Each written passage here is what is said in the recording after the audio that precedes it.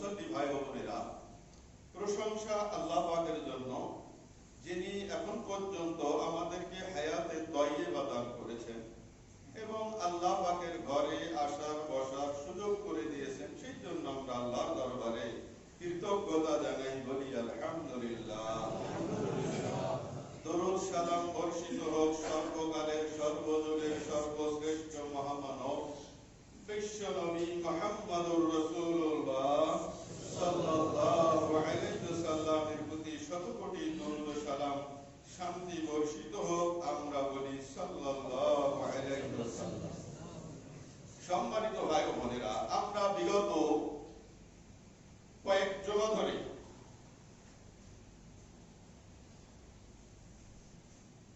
মেহমানের উপরে মেজবানের এবং মেজবানের উপরে মেহমানের বৈশিষ্ট্য বা দায়িত্ব কর্তব্য কি, এই শিরোনামের উপরে ধারাবাহিকভাবে 3 জমা ধরে 15টি পয়েন্টের উপরে আমরা বিস্তারিত আলোচনা করেছি।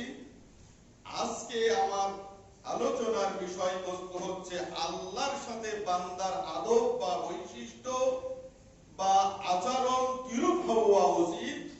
এই শিরোনামের উপরে সংক্ষিপ্ত আকারে কিছু পয়েন্ট আলোচনা করে খুতবা সমাপ্ত করার চেষ্টা করব।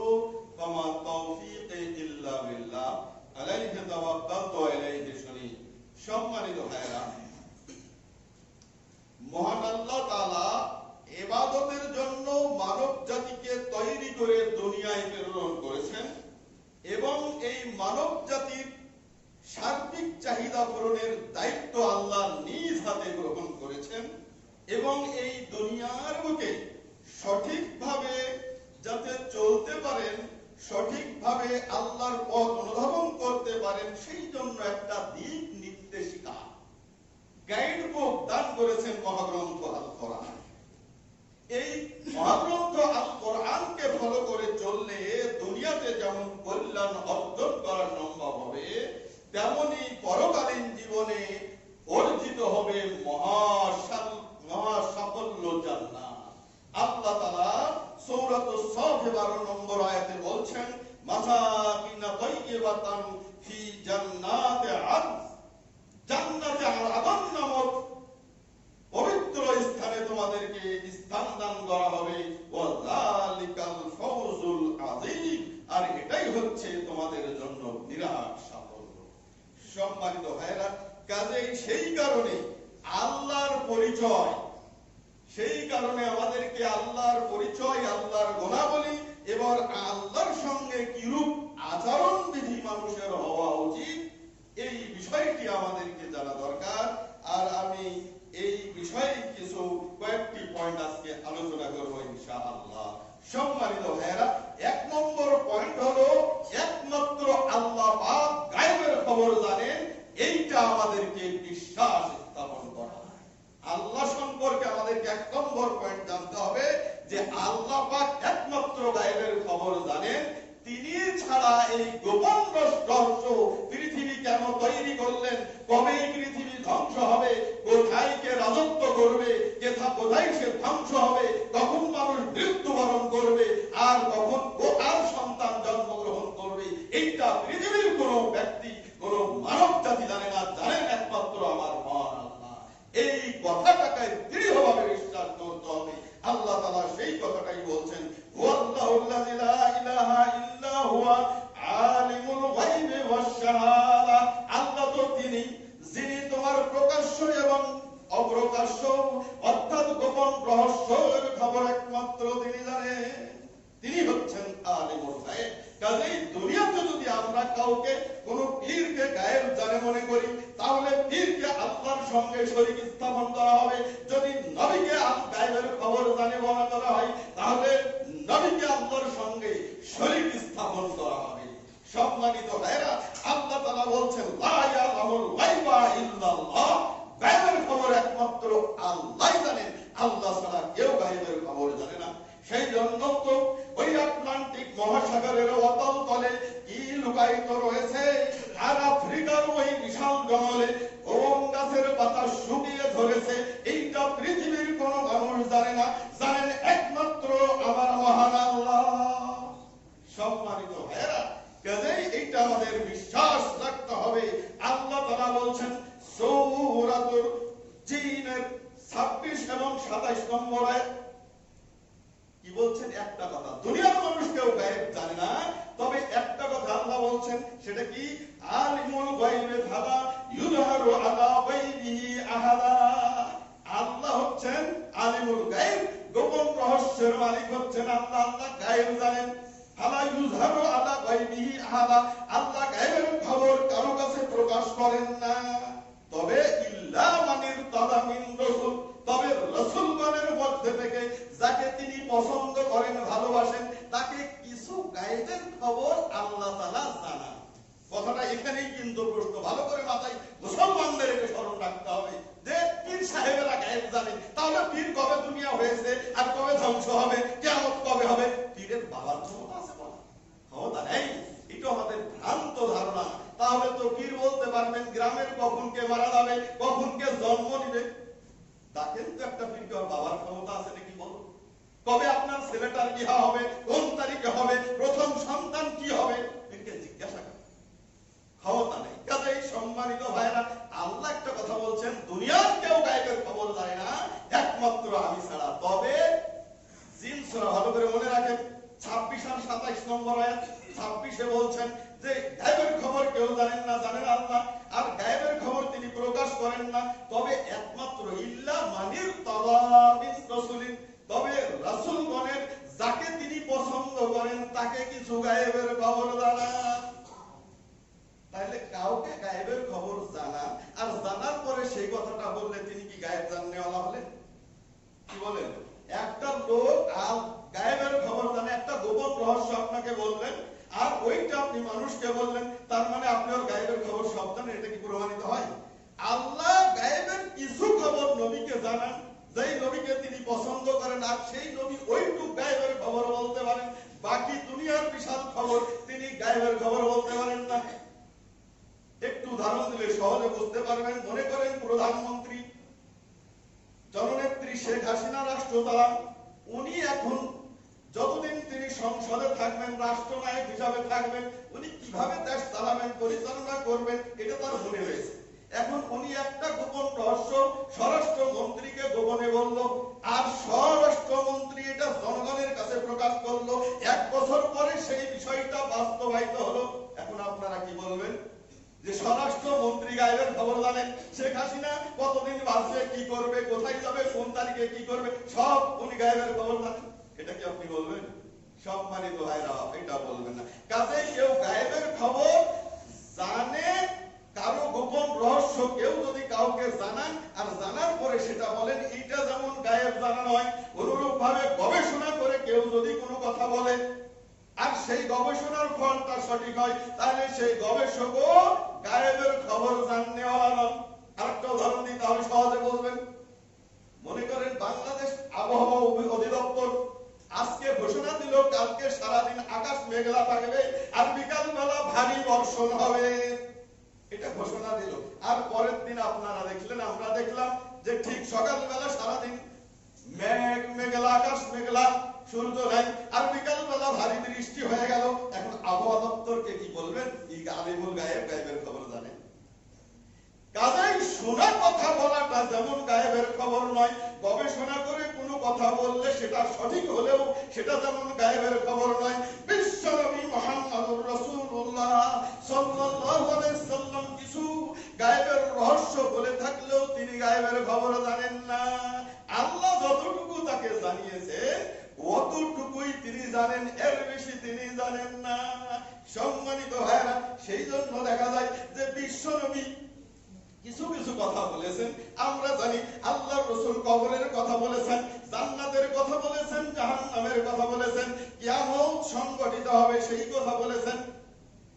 বদরের যুদ্ধে আবু জাহেল, উতবা, শাইবা কোথায় লাশ হয়ে পড়ে থাকবে, লাঠি দিয়ে তিনি চিহ্ন করে করে দেখিয়েছেন যে এইখানে আবু জাহেল পড়ে থাকবে, এই গর্তে উতবা, শাইবা পড়ে থাকবে। কারণ এটা আল্লাহ পাক রাসূলকে জানিয়েছেন, তাই জানা খবরটা রাসূল জানিয়েছেন। সম্মানিত ভাইরা, কাজে এই জানা খবর বলাটা গায়েবের খবর নয়। কাজে রাসূল যদি গায়েবের খবর জানতেন, তাহলে একটা কথা স্মরণ রাখতেন,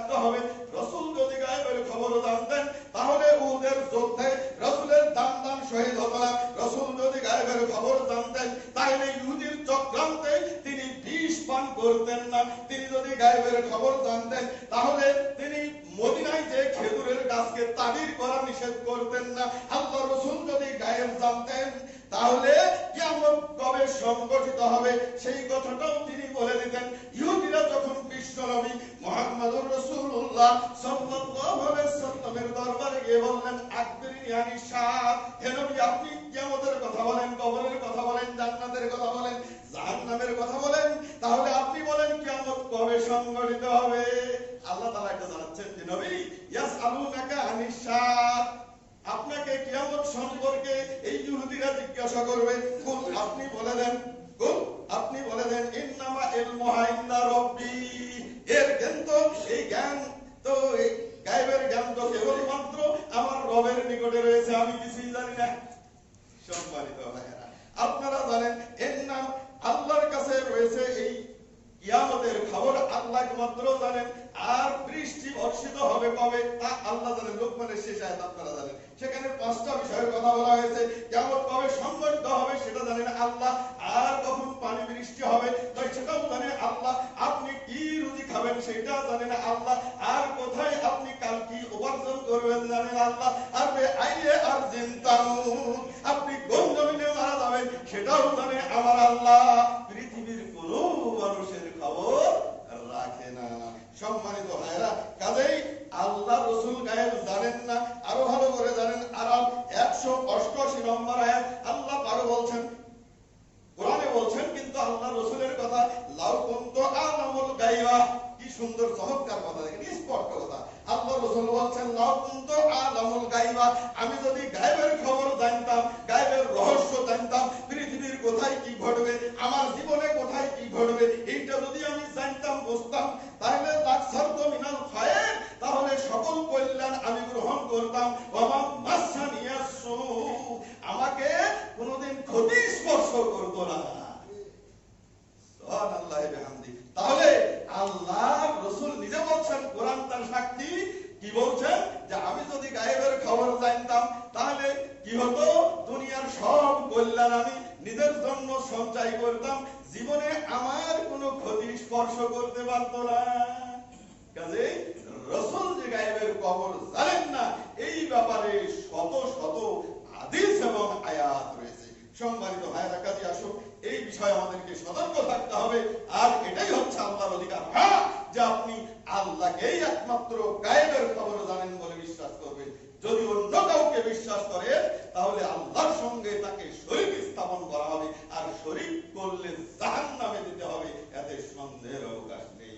সম্মানিত ভাইরা, আসুন দ্বিতীয় নম্বর হলো আল্লাহর সঙ্গে সদাচরণ করা। সময় যেহেতু খুবই স্বল্প, আমাকে শর্টকাটে বলতে হবে। 2 নম্বর হলো যে আল্লাহর সাথে উত্তম আচরণ করা। উত্তম আচরণ কি, আল্লাহ যা নির্দেশ দান করেছেন তা আমরা পালন করব, যা তিনি নিষেধ করেছেন তা আমরা বর্জন করব, তাহলে এটাই আল্লাহর সঙ্গে উত্তম আচরণ করা হবে। আল্লাহ যা নির্দেশ দিয়েছেন তা আমরা পালন করব, যা নিষেধ করেছেন তা থেকে তাকে আমরা বর্জন করব, তাহলেই আল্লাহর সঙ্গে সদাচরণ করা হবে। আল্লাহ তাআলা বলছেন, কুল আতিউল্লাহ ওয়া আতিউর রাসূল, হে নবী আপনি বলে দেন যে তোমরা আল্লাহর ইতাআত করো, অনুসরণ করো, রাসূলের অনুসরণ করো। ফাইন তাওয়াল্লাউ, যদি তোমরা তা অস্বীকার করো তাহলে জেনে রাখো ফাইনাল্লাহ লা ইউহিব্বুল কাফিরিন, তাহলে আল্লাহ এই অস্বীকারকারীকে মোটেই পছন্দ করেন না, ভালোবাসেন না। ওয়াসানু ইন্নাল্লাহা ইউহিব্বুল মুহসিনিন, তোমরা ইহসান করো, সদাচরণ করো, আর সদাচরণকারীকে আল্লাহ মহব্বত করেন, ভালোবাসেন। মূলত আল্লাহ এবং তার রাসূলের বিরোধী আচরণ করার অধিকার পৃথিবীর কোনো মানুষের নেই। এই অধিকার আল্লাহ তাআলা দেননি। ফালা ওয়া রাব্বুকা, সূরা নিসা 65 নম্বর আয়াত আল্লাহ বলেন ফালা ওয়া রাব্বুকা লা ইউমিনুন, আল্লাহ খোদার শপথ করে বলছি কোন ব্যক্তি ঈমানদার হতে পারে না হাত্তা ইউহাক্কিমুকা ফিমা শাজারা বাইনাহুম, আপনি যেই বিষয়ে ফায়সালা দেন সেটা যতক্ষণ পর্যন্ত তাদের মাঝে ফায়সালা হিসাবে চূড়ান্ত বলে গ্রহণ না করে। আল্লাহ রাসূল যেটা ফায়সালা দিবে এটা আপনার জীবনে আমার জীবনে চূড়ান্ত ফায়সালা বলে গ্রহণ করতে হবে। এটা যদি চূড়ান্ত ফায়সালা গ্রহণ করতে না পারি তাহলে আমি ঈমানদার থাকব না। সম্মানিত ভাইরা, সত্য কথা, কোরআনের কথা। সম্মানিত ভাইরা, আল্লাহ অন্যত্র বলছেন, মা কানা লিল মুমিনিন ওয়া মুমিনাতিন, কোন মুমিন পুরুষ আর মুমিন নারীর জন্য বৈধ নয় ইযা কাযাল্লাহু রাসূলুহু আমরান, আল্লাহর রাসূল যখন কোন বিষয়ে ফয়সালা দিবে, আইয়াকুনা লাহুমুল খায়রাতু মিন আমরিহিম, ওই নির্দেশে এখতিয়ার গ্রহণ করবেন যে না এটা মানি না, আমি আমার নিজের ফয়সালা গ্রহণ করব, এইরকম কিছু করা যাবে না। আল্লাহ রাসূলের ফয়সালাই হলো চূড়ান্ত, নিজের কোনো ফয়সালা চলবে না। ওমাইয়াসিল্লাহ ওয়া রাসূলা, যে ব্যক্তি আল্লাহ রাসূলের ফয়সালার সীমা লঙ্ঘন করে, বিরোধিতা করে, আল্লাহ বলেন ফাকাদ দাল্লা দালালান বাঈদ, সে প্রকাশ্য পথভ্রষ্ট, এতে কোনো সন্দেহের অবকাশ নাই। সূরা আহজাব 36 নম্বর আয়াত। সম্মানিত ভাইরা, কাজেই আসুন আমাদেরকে আল্লাহর প্রতি পূর্ণ আস্থা বিশ্বাস রাখতে হবে। যেহেতু সময় কম আমি সেটাও ছেড়ে দিলাম। 3 নম্বর, আল্লাহ কর্তৃক নির্ধারিত তাকদীরের প্রতি বিশ্বাস। এটা একটু ভালো করে স্মরণ রাখতে হবে। তাকদীর নিয়ে পৃথিবীতে অনেক গোলমাল, মুসলমানের জন্মতে বেলা যে তাকদীরটা কি এটা ভালো করে বোঝেন। আল্লাহ কর্তৃক নির্ধারিত তাকদীরের প্রতি বিশ্বাস স্থাপন করা, এটা হলো 3 নম্বর। আল্লাহর সঙ্গে সদাচরণের উপর আপনারা বক্তব্য শুনছেন যে আল্লাহর সঙ্গে সদাচরণ যদি করতে হয়, তাকদীরের প্রতি পূর্ণ আপনাকে বিশ্বাস থাকতে হবে যে আল্লাহ তাকদীর নির্ধারণ করেছেন, সেটা আমাদের জীবনে ঘটবে, সেইটা আমাদের মনে রাখতে হবে। আল্লাহ তাআলা বলছেন, কুল হে নবী আপনি বলে দেন, লা ইউসিবানা ইল্লা মা কাতাবাল্লাহু লানা, আমাদের ভাগ্যে ওটাই জুড়বে যা আল্লাহ লিপিবদ্ধ করেছেন। ওয়া হুয়া মাওলানা, তিনি হচ্ছেন আমাদের অভিভাবক। ওয়া আলাল্লাহি ফালিয়াতাওয়াক্কালিল মুমিনুন, অতএব আল্লাহর উপরই মুমিন বান্দাদের ভরসা করা উচিত। সূরা তাওবা 51 নম্বর আয়াত। সম্মানিত ভাইরা, আল্লাহ তাআলা বলছেন, মিন নুতফাতিন খালাকাহু ফাকাদ্দারাহু, তিনি মানব জাতিকে নুতফা বীর্য থেকে সৃষ্টি করেছেন এবং তিনি ভাগ্য নির্ধারণ করে দিয়েছেন। এটা কোরআনের আয়াত, সূরা আবাসা 19 নম্বর আয়াত। সম্মানিত ভাইরা, মুসলিম শরীফের হাদিস, বিশ্বনবী মুহাম্মদুর রাসূলুল্লাহ সাল্লাল্লাহু আলাইহি ওয়াসাল্লাম বলেন, কাতাবা মাকাদিরাল খালকা খালাইকা কাল্লা ইয়াখলুকাস সামাওয়াতি ওয়াল আরদ বি50 আলফ সানা, যে মানুষ সৃষ্টি 50,000 বছর পূর্বে, আসমান জমিন সৃষ্টির 50,000 বছর পূর্বে আল্লাহ মানুষের তাকদীর নির্ধারণ করে দিয়েছে।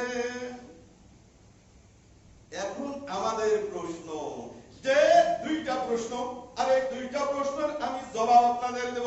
এখন এই কথাগুলির প্রবর্তিতে আমাদের ভিতরে প্রশ্ন হয় কি, যে আল্লাহ তো আমাদের তাকদীর নির্ধারণ করে দিয়েছেন, কাজে আমি কি ভালো করব নাকি মন্দ করব, আমি অন্যায় করব নাকি ন্যায় করব, আমি পাপী হব নাকি নেককার হব, আমি জান্নাতে যাব নাকি জাহান্নামে যাব, আল্লাহ তো আমার সৃষ্টির 50,000 বছর পূর্বেই লিখে দিয়েছেন, কাজে আমার আর আমল করার দরকারটা কি?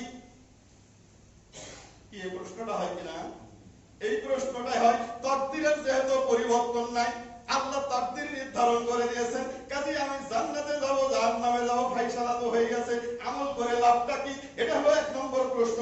আর 2 নম্বর প্রশ্ন হলো যে ভালো মন্দ সবই তো আল্লাহ সৃষ্টি করেছেন, ভালোটাও আল্লাহ, মন্দটাও আল্লাহ, খারাপটাও আল্লাহ, আর সুন্দরটাও আল্লাহ, সবই তো আল্লাহর সৃষ্টি। আমি মানব জাতি সৃষ্টি হয়েছি, আমার হাত পা চোখ মুখ কান সবই তো আল্লাহর দেওয়া সৃষ্টি। কাজেই আর আল্লাহ নির্দেশ ছাড়া গাছের পাতাও নড়ে না। অতএব যেমন নাচাও তেমন নাচি, পুতুলের কি দোষ? আল্লাহ, এটা আমরা জনগণ বলি যে আমরা তো একটা মাটির পুতুল মাত্র, আল্লাহ যেরকম নাচাচ্ছে আমরা সেরকমই নাচি, আমাদের অপরাধটা কোথায়? আর এই 2টা প্রশ্ন হলো জাবরিয়াদের, যারা তাকদীর বিশ্বাসী, তাকদীরের উপর বিশ্বাস করে, এদের নাম হলো জাবরিয়া। এরা বলে তাকদীরে যেটা আছে সেটাই হবে, কাজেই কোনো আমলের দরকার নাই। আর কাদেরিয়ারা বলছে না, তাকদীর বুঝি না, আমল করব জান্নাতে চলে যাব জোর করে, আল্লাহর তাকদীরের ধাপ ধারি না, আমল করলেই জান্নাতে চলে যাব, কাজে আল্লাহ জান্নাত না দিয়ে পারবে না। দুটাই ভ্রান্ত। সম্মানিত ভাইরা, সঠিক বিষয় আসুন। 1 নম্বর প্রশ্নের জবাব আমি 2টা উদাহরণের মাধ্যমে দিতে চাই। 1 নম্বর প্রশ্নের জবাব 2টা উদাহরণের মাধ্যমে দিতে চাই। 1 নম্বর প্রশ্ন ছিল যে তাকদীরে যা লিপিবদ্ধ রয়েছে সেটাই তো ঘটবে, কাজে আমল করে লাভ কি? প্রকৃত ব্যাপারটা শুনেন, আল্লাহ যেহেতু লিখে দিয়েছেন সেটাই ঘটবে, অতএব আমল করবো কেন? এইটা আমরা প্রশ্ন করছি। এর জবাব হলো আল্লাহ লিখে দিয়েছেন বিধায় আমরা ওই কাজগুলি করছি, বিষয়টি এমন নয়, বরং আমরা ওই কাজগুলি করব সেই কারণে আল্লাহ ওই বিষয়গুলি লিখে দিয়েছেন। কথাটা বোঝেন? আমরা বলছি যে আল্লাহ যেহেতু তাকদীর 50,000 বছর আগে লিখে দিয়েছেন, কাজেই সেটাই ঘটবে, কিন্তু বিষয়টা এমন নয়, বরং আল্লাহ 50,000 বছর পূর্বেই জানেন যে আপনি দুনিয়ায় আসার পরে কি করবেন, ভালো করবেন না মন্দ করবেন, চুরি করবেন না ডাকাতি করবেন, নাকি আপনি আলেম হয়ে বক্তা হবেন, নাকি আপনি ছিনতাইকারী হবেন। আল্লাহ ওইটা আপনাকে দুনিয়াতে প্রেরণের 50,000 জানেন সেই জানা কথাটাই তিনি লিপিবদ্ধ করে দিয়েছেন যে আমার এই বান্দা দুনিয়াতে যে এই কাজগুলি এই অপরাধ করবে, এই অপরাধের কারণে জাহান্নামে যাবে, আমার এই বান্দাটা দুনিয়ায় যাবে এই কাজগুলি করবে, এইভাবে করবে, অতএব সেই কাজগুলি করে সে জান্নাতে যাবে। আল্লাহ সেই কথাটাই লিখে দিয়েছেন। সম্মানিত ভাইয়েরা, পরিষ্কার হলো এই কথাটাই যে আপনি যেটা করবেন এটা আল্লাহ জানার কারণে লিপিবদ্ধ করেছেন। যেমন ধরুন আল্লাহ তাআলা আমাদের দুনিয়াতে আগে কে কি কাজ করবে এটা তো জানেন, সেই জন্য আল্লাহ এটা করলেন। 2 নম্বর কথা হলো ধরুন বৃষ্টি ঝড় তুফান, উত্তর দিচ্ছি, ধরুন বৃষ্টি ঝড় তুফান হয়েছে, জানা কথা বললে লিপিবদ্ধ করলে এটা তার অপরাধ নাই। উদাহরণ এখন দিই। 1 নম্বর উদাহরণ হলো ধরুন ঝড় বৃষ্টি হয়েছে, ট্রেনের লাইন কেটে গেছে, অথবা কোন চোর লাইনের কিছু জিনিস পাস চুরি করে লাইনটা ছুটিয়ে রেখেছে, আর ওই লাইন মেরামতকারী খালাসি ওই লাইনটা তদন্ত করে নাই, দেখে নাই, লাইনটা নড়বড়ে হয়ে আছে। এখন একজন আগন্তুক ওই ট্রেনের লাইনে গেল আর দেখলো লাইনটা ছোটা, ট্রেন আসলেই তো ট্রেন পড়ে যাবে। এবার সে গ্রামে গেল আর বললো ট্রেন আসলে ট্রেন পড়ে যাবে। ট্রেন যদি এখন আসে তাহলে ট্রেন পড়ে যাবে। এখন কিছুক্ষণ পরে ট্রেন চলে আসলো আর ট্রেনটা লাইন চুলোর কারণে পড়ে গেল। এখন বলেন এই লোকটা বলার কারণে ট্রেন পড়লো নাকি সারা শীতের অপরাধের কারণে ট্রেনটা পড়লো? কোনটার কারণে? ইনি বলার কারণে ট্রেনটা পড়লো নাকি অপরাধ করার কারণে ট্রেনটা পড়লো? কি আমি বোঝাতে পারিনি মনে হয়? তাহলে বলার কারণে পড়ে নাই, আসলে অপরাধের কারণে পড়েছে। আল্লাহ বলছেন আমি লিখে দিয়েছি সেই জন্য তোমরা অপরাধ করো না, তোমরা অপরাধ করবে সেই কথাটাই আমি লিপিবদ্ধ করেছি। এটা হলো 1 নম্বর জবাব। সম্মানিত ভাইরা, 2 নম্বর উদাহরণ হলো ধরুন কোন স্কুলের হেডমাস্টার ক্লাসে গেলেন, যাওয়ার পরে একটা ছাত্রকে বললেন তুই ফেল করবি, আর আরেকটা ছাত্রকে দেখায় বললেন তুই পাস করবি। কিছুদিন পরে পরীক্ষা হলো, পরীক্ষার পরে দেখা গেল হেডমাস্টার যাকে বলেছিল ফেল করবি সে ফেল করেছে, আর যাকে বলেছিল পাস করবি সে পাস করেছে। এখন বলেন তো হেডমাস্টার বলার কারণে ওই লোকটা ওই ছেলেটা পাস করলো আর হেডমাস্টার বলার কারণে এই ছেলেটা ফেল করলো, নাকি আসলে হেডমাস্টার আগে থেকে এদের পড়ার গতি জানেন, কে পাস করবে কে ফেল করবে, এটা জেনে হেডমাস্টার বলেছেন তুই ফেল করবি আর তুই পাস করবি? কি বলেন, হেডমাস্টার বলার কারণে পাস আর ফেল হলো, নাকি হেডমাস্টার জানে এদের পড়ার গতি এর কেমন আর এর কেমন, সেটা জেনে এই জানার উপরে ভিত্তি করে উনি বলেছেন কোনটা রাইট? তাহলে আপনারাই বলবেন এটা হেডমাস্টারের অপরাধ নয়, উনি ভালো করে জানেন যে এই ছেলেটা জীবনে একদিনও ভালো রেজাল্ট নাই, ভালো সে আমল নাই, ভালো লেখাপড়া করে না, একদিনও পড়াই পারে না, অতএব নিঃস্বার্থে ফেল করবে এতে কোনো সন্দেহ নাই। আর এই ছেলেটা প্রত্যেকদিন পড়া করে ভালো ট্যালেন্ট হলে সে পাস করবে, এটা হেডমাস্টার ভালো করেই জানে, তাই বললেন যে তুই ফেল করবি আর তুই পাস করবি। তাহলে এই কর্মের গতিবিধি দেখে হেডমাস্টার বলেছেন ঠিক দুনিয়াতে মানুষ আসার পরে অপরাধ করবে নাকি ভালো কাজ করবে, নেককার হবে নাকি বদকার হবে, এটা মানুষ সৃষ্টির 50,000 বছর পূর্বে আল্লাহ জানেন। সেই জন্য আল্লাহ তাআলা আপনার তকদিরে লিপিবদ্ধ করে দিয়েছেন তুই এই কাজ করবি আর এইভাবে করে জান্নাতে যাবি অথবা জাহান্নামী হবি। কাজে আল্লাহর কোনো অপরাধ নাই।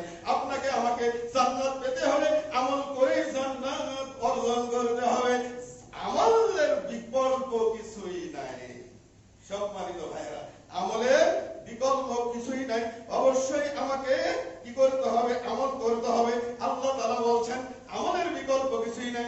এখন আপনি বলবেন, আসুন 2 নম্বর প্রশ্নের উত্তরে আসি, সময় যেহেতু শেষ আমরা 2 নম্বর প্রশ্নে আসি। এখন আপনি বলবেন যে আল্লাহ তো আমাদেরকে কি করেছেন? সৃষ্টি করেছেন, ভালো মন্দ দুটোই আল্লাহ সৃষ্টি করেছেন, আর এই ভালো মন্দের মালিক হচ্ছেন আল্লাহ। আর গাছের আল্লাহর হুকুম ছাড়া গাছের পাতাও নড়ে না, এটা আল্লাহর হুকুমেই চলে। অতএব আল্লাহর হুকুমে আমরা অন্যায় করি আর আল্লাহর হুকুমেই আমরা নেই কাজ করি, অতএব আমার অপরাধটা কোথায়? সম্মানিত ভাইরা, এটার জব ভালো করে জানেন যে আল্লাহ আমাদেরকে সৃষ্টি করেছেন, ভালো মন্দ সবই আল্লাহ সৃষ্টি করেছেন, কথাটা ঠিক। আল্লাহ বলছেন ইন্না খালাকনাকুম ওয়া মা তা'মালুন, নিশ্চয় আমি তোমাকে সৃষ্টি করেছি আর যা কিছু তোমরা দুনিয়া আমল করেছো করো সেটাও আমি সৃষ্টি করেছি। এই সবই ভালো মন্দ আমার সৃষ্টি, মানুষ আমি সৃষ্টি করেছি, হাত মুখ চোখ কান মুখ ইত্যাদি এই গোটা অল বডি আমি সৃষ্টি করেছি। আর এই কথাটাও ঠিক যে আল্লাহর হুকুম ছাড়া গাছের পাতা নড়ে না, এটাও ঠিক। কিন্তু মানুষের ব্যাপারটা আল্লাহ যা করান তাই করি, এই কথাটা ঠিক নয়। আল্লাহর হুকুম ছাড়া গাছের পাতা নড়ে না, এটাও ঠিক। আর ভালো মন্দ সবই আল্লাহ তৈরি করেছেন, এটাও ঠিক। কিন্তু আল্লাহ যা করান সেটাই আমি করি, আর যেটা আল্লাহ করেন না সেইটা করি না, এই কথাটা ঠিক নয়। কেন? যে পৃথিবীর সবকিছু আল্লাহর হুকুমে চলে, অতএব গাছের পাতাও নড়লে আল্লাহর হুকুমেই নড়ে। কিন্তু মানব জাতি হলো স্বতন্ত্র, কারণ আল্লাহ মানব জাতিকে একটা ইচ্ছাধীন বা ইচ্ছার বাক স্বাধীনতা, ইচ্ছাধীন স্বাধীনতা দান করেছেন, যে মানুষ ইচ্ছা করলে ভালো করতে পারে আর ইচ্ছা করলে মন্দ করতে পারে। কিন্তু একটা গাছ ইচ্ছা করলে কথা বলতে পারে না, একটা গাছ ইচ্ছা করলে এক ধাপ লড়ার ক্ষমতা নাই, করতে পারে না। তাদের ইচ্ছাধীন কোনো কাজ নাই। সব পৃথিবীর হলো পরাধীন, একমাত্র মানব জাতি হলো স্বাধীন। এটা আল্লাহ স্বাধীনতা মানব জাতিকে দিয়েছেন। কাজেই আপনি ভালো করলে আপনার চাহিদা ইচ্ছা অনুসারে আপনি ভালো কাজ করতে পারবেন, আর যদি ইচ্ছা করেন আপনার চাহিদা অনুসারে আপনি মন্দ কাজ করতে পারবেন, ভালো করতে পারেন। এটা আপনার এখতিয়ার নেই। তাহলে সৃষ্টি হলো আল্লাহর, তবে আপনার বডি পরিচালনার দায়িত্ব হলো আপনার। গোটা পৃথিবীর নির্দেশ আলাদা আর মানুষের নির্দেশ আলাদা, এটা মাথায় রাখতে হবে। যে আমি গাছের পাতা নড়ে না, ঠিকই আছে, নড়বে না তো আল্লাহর অর্ডার ছাড়া। গাছ নড়বে না, আকাশ নড়বে না, সূর্য নড়বে না, জমিন কখনো হেলবে না, সবগুলি আল্লাহর নির্দেশেই হেলবে। কিন্তু এই মানব জাতি যা কিছু করে এটা আল্লাহ করাই তা নয়। কারণ আল্লাহ কোনো মানুষের হাত ধরে মসজিদে ঠেলে ঢুকাবে না যে বেটা তুই মসজিদে ঢুক, আর আল্লাহ কারো হাত ধরে রাতের বেলা বিছনা থেকে তুলে বলবে না বেটা ওর ঘরে ঢুক, চুরি কর, ওর সম্পত্তি ছিনতাই করে আল্লাহ ধরে করবে না। এটা আপনার ইচ্ছা চাহিদার উপরে নির্ভর। আপনি ইচ্ছা করলে ভালো করবেন আর ইচ্ছা করলে মন্দ করবেন। সেই জন্য এই ইচ্ছা স্বাধীনতা আল্লাহ আপনাকে দান করেছেন। আমার কথা নয়, মহাগ্রন্থ আল কোরআন সূরাতুদ দার 3 নম্বর আয়াত আল্লাহ বলছেন, ইন্না হাদাইনাহু সাবিলা ইম্মা শাকিরা ওয়া ইম্মা কাফুরা। নিশ্চয় আমি তোমাদের দুটো পথ দেখিয়ে দিয়েছি, ভাই তোমরা কৃতজ্ঞশীল হবে আর না হয় অকৃতজ্ঞশীল হবে। তবে জেনে রাখো, ইন্না আতানা লিল কাফিরিনা সালাসিলা ওয়া আগলালা ওয়া শাইরা। নিশ্চয় আমি কাফিরের জন্য কি রেখেছি? সালাসিল, আগলাল, বেড়ি, জাহান্নামের জিঞ্জির, শাস্তি আর বেড়ি রেখে দিয়েছি। কাজে অপরাধ করলে জিঞ্জির দিয়ে বাঁধা হবে, বেড়ি দিয়ে আটকানো হবে আর জাহান্নামে টেনে নিক্ষেপ করা হবে। কাজেই আল্লাহ দুইটাই পথ দেখিয়েছেন, এখতিয়ার দিয়েছেন, বান্দা তুমি ভালো করবে নাকি মন্দ করবে। জ্ঞান দিয়েছেন, বিবেক শক্তি দিয়েছেন, বাক শক্তি দিয়েছেন, কথা বলার শক্তি দিয়েছেন। মানব জাতি একমাত্র তাদের বাক স্বাধীনতা, এই মুখ দিয়ে তারা বিভিন্ন ভাষায় কথা বলতে পারে, এই বাক স্বাধীনতা দেওয়া হয়েছে। পৃথিবীর কোন যন্ত্র বাক স্বাধীনতা ওইরকম নাই। সেই জন্য সম্মানিত ভাইরা, এই স্বাধীনতা দান করা হয়েছে কর্মের স্বাধীনতা। আপনি ভালো ইচ্ছা করলে করতে পারেন, ইচ্ছা করলে মন্দ কাজ করতে পারেন। ভালো কাজ করলে আপনার স্থান জান্নাত, মন্দ কাজ করলে আপনার স্থান জাহান্নাম। কাজেই এটা আপনাকেই বাছাই করতে হবে। আপনি দুনিয়াতে ভালো করতে চান, জান্নাত পেতে চান, নাকি আপনি মন্দ করে জাহান্নামে যেতে চান? কাজে আমলের বিকল্প নেই। তবে একটা কথা মাথায় রাখতে হবে, আল্লাহ ইচ্ছা করলে আমল ছাড়াও জান্নাত দিতে পারে। এটা আল্লাহর ইখতিয়ার, স্বাধীনতা। এটাও মনে করে রাখেন যে আমল করেও এই হাদিসটা রয়েছে, সারা জীবন ভালো কাজ করলো, শেষের বেলা একটা অন্যায় করে জাহান্নামে যাবে। আবার সারা জীবন ভালো কাজ অন্যায় করেছে আর শেষের বেলা একটা ভালো কাজ করে জান্নাতে চলে গেল। কাজে একটা সামান্য আমল দিয়ে কেউ জান্নাতে যেতে পারে, আবার বিরাট আমল দিয়েও সে জাহান্নামে যেতে পারে। এটা আল্লাহর চাহিদা, আল্লাহর ইখতিয়ার।